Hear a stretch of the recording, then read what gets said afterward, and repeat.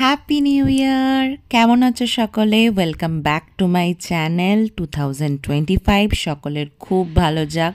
সকলকে কথা দিয়েছিলাম সাতানুর ড্যাম কিভাবে ঘুরে দেখবে আর কি কি দেখবে তা জানাবো। তার জন্যই চলো আজকের এই ভিডিওটা শুরু করছি। তিরুভানামালাই সিটি থেকে মাত্র 30 কিলোমিটার দূরেই এই ড্যামটা। এটা কিন্তু তামিলনাড়ুর থার্ড লার্জেস্ট ড্যাম। পাহাড় আর এই ঘন জঙ্গলের মধ্যে দিয়েই আমাদের আজকের ডেস্টিনেশনে পৌঁছানোর রাস্তা।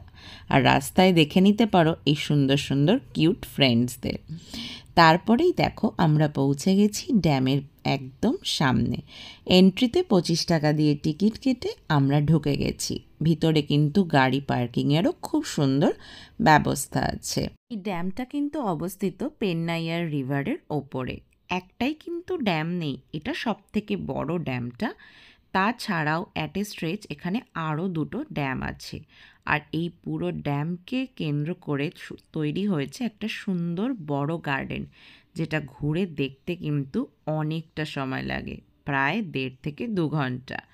এই যে দেখে নাও ড্যামটার কতটা সুন্দর চারিদিকের ভিউটা।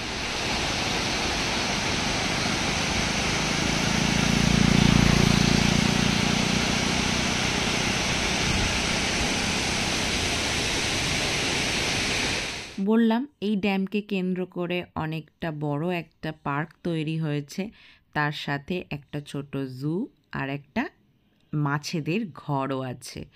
এছাড়াও এখানকার আরেকটা বিশেষত্ব হচ্ছে এখানে ক্রোকোডাইল ফার্ম আছে, যেখানে ক্রোকোডাইলদের ব্রিডিং করানো হয়। এই প্রথম কোনো ড্যামের এত কাছ থেকে গিয়ে দেখতে পারলাম যে ড্যামগুলো থেকে জলটা সত্যি কত সুন্দরভাবে পড়ে। চারিদিকে এরকম সুন্দর পাহাড় দিয়ে ঘেরা এই ড্যাম আর এই রিজার্ভার দেখতে কিন্তু অসাধারণ। কি সুন্দর না এই পার্কটাকে বানানো।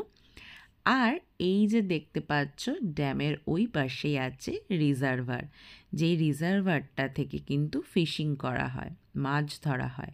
আর এখানে আসলে নিচে মাছ পাওয়া যায়, তাই জন্য মাছ কিনতেই পারো যদি মাছ খাওয়ার খুব শখ থাকে। আমরা তো গিয়েছিলাম এবং খুব টেস্টি টেস্টি মাছ পেয়েছিলাম। আর এই যে এটা হচ্ছে রিজার্ভারের পরিবেশটা কিন্তু সত্যি মনোরম। আর আমরা গিয়েছিলামও একটা দারুণ ওয়েদারের দিনে। দিনটা দারুণ ছিল। আর এই যে এটা হচ্ছে পুরো সেই জঙ্গল, আর এই যে পাহাড়গুলো এটা বেষ্টিত করে আছে এই রিজার্ভার ড্যামটাকে, সেটার নাম হলো চেন্নাকে সাভা হিলস। নামগুলো একটু ঘটোমটো, অনেক কষ্টে মনে রাখতে হয়। যাই হোক, তোমাদের জন্য সবটা করতে পারি। এই ড্যামের বরাবরই বলেছিলাম আরও দুটো ড্যাম আছে, তাই জন্য এই অ্যাট এ স্ট্রেচ আমরা হাঁটা শুরু করেছি। এই যে সেকেন্ড ড্যামটা, যার পরিবেশটা সবচেয়ে সুন্দর লেগেছে আমার। এখানের যখন ড্যামের জল ছেড়েছে এত ফোর্সে আসছিল জলটা, আর এর ডাউন স্ট্রিমটা দারুণ সুন্দর দেখতে। নদীটা এত সুন্দর জলটা চলে যাচ্ছে আর চারিদিকে পাহাড়। খুব ভালো লেগেছে এই ড্যামটা দেখতে। আমি বেশ অনেকটা সময় এখানে এই জল যাওয়াটাকে দেখে এনজয় করছিলাম। আরেকটা জিনিস আমি এখানে দেখতে পেয়েছিলাম, সেটা হচ্ছে মাছগুলো বেশ সুন্দর সুন্দর লাফিয়ে লাফিয়ে যাচ্ছিল। সেটা ক্যামেরা বন্দি করতে পারিনি, কিন্তু একটা খুব সুন্দর জিনিস ক্যামেরা বন্দি করেছি, দেখাচ্ছি।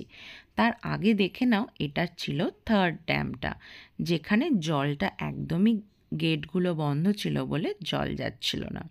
আর এই যে বললাম আর একটা জিনিস তোমাদের জন্য দেখিয়েছি, এটা হচ্ছে সেই জিনিসটা। দেখো, একটা ছোট্ট সাপকে আমি দেখতে পেয়েছি ওই রিজার্ভারের মধ্যে। আর তারপরেই আমরা নিচে নেমে যাই। নিচে নেমে গিয়ে যে ছোট্ট বাচ্চাদের জন্য একটা পাখির খাঁচা করে কিছু সুন্দর সুন্দর পাখি রাখা আছে, তাদের কিচিরমিচির শুনতে শুনতে কিছুটা ঘুরে নিলাম, আরও টাইমটা স্পেন্ড করে নিলাম। তারপরেই আমরা দেখতে চলে গেছিলাম মাছেদেরকে। এখানের মাছেদের ঢোকার জন্য একটা এন্ট্রি ফিজ আছে ওই মাছেদের অ্যাকোয়ারিয়ামটা ঢোকার জন্য, যেটা আমার ভীষণই অর্থহীন লেগেছে। বিকজ 25 টাকা দিয়ে টিকিট দিয়ে তুমি ভিতরে ঢুকছো, আর একটা শুধুই মাছেদের ঘর দেখতে যাওয়ার জন্য অলমোস্ট 40 রুপিস পার পার্সন নিয়েছিল। আমার ঠিক এখন মনে পড়ছে না, যাই হোক সেটা একটু বেশি লেগেছিল। আর এরকম অ্যাকোয়ারিয়ামের মাছ আমরা রাস্তাতেও কোনো সুন্দর দোকানেও দেখতে পাই। যাই হোক, পুরো দিনটার জন্য এটা যথেষ্ট একটা ভালো ইনভেস্টমেন্ট ছিল।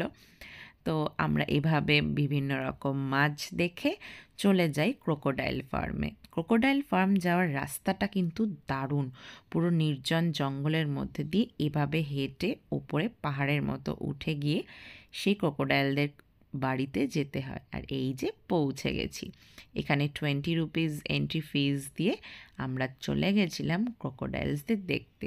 প্রচুর ক্রোকোডাইলস ছিল, আর তাদেরকেও বেশ সুন্দর মেনটেন করা হয়। তাহলে চলো আজকের জন্য টাটা বাই, দেখা হচ্ছে নেক্সট একটা সুন্দর ভিডিওতে। সবাই খুব ভালো থেকো, 2025 যেন সকলের খুব ভালো কাটে। টাটা।